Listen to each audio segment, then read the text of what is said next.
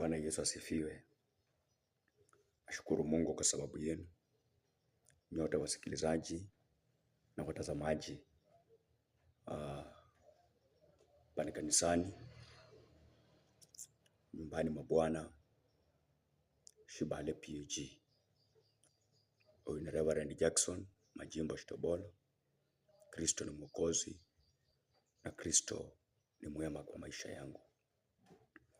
Nina ujumbe asubuhi ya leo kwa ajili ya watu wa Mungu, watu ambayo wamepakwa mafuta, watu ambayo wameamua ya kwamba tunataka tumtumikie Bwana. Mungu wa mbinguni ana ujumbe juu yetu asubuhi ya leo. Naomba tusikilize kwa makini, tumuelewe Mungu ana nini katika maisha yetu. Somo letu asubuhi ya leo ambalo nimelipa kichwa ya kwamba usiende kinyume na matarajio ya Mungu. Usiende kinyume na mipango ya Mungu. Mungu ana mipango mizuri juu ya maisha yetu kama wanadamu. Jinsi tunavyoelewa na maandiko haya yako wazi katika kitabu cha Yeremia 29:11 ya kwamba Mungu ana mipango mizuri juu ya maisha yetu. Tukishaelewa ya kwamba Mungu ana mipango mizuri juu ya maisha yetu, basi ni nini ambacho tutafanya ili kuhakikisha ya kwamba mipango ya Mungu iliyoko mizuri juu ya maisha yetu inatimia?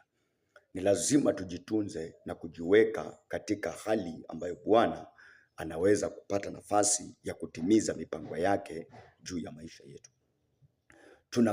Mungu anakosa kutimiza mipango yake juu ya maisha yetu ni kwa sababu sisi kama Wakristo, sisi ambayo tunamwabudu Mungu, sisi ambayo tunamcha Mungu, tunatoka kwa malengo ya Mungu.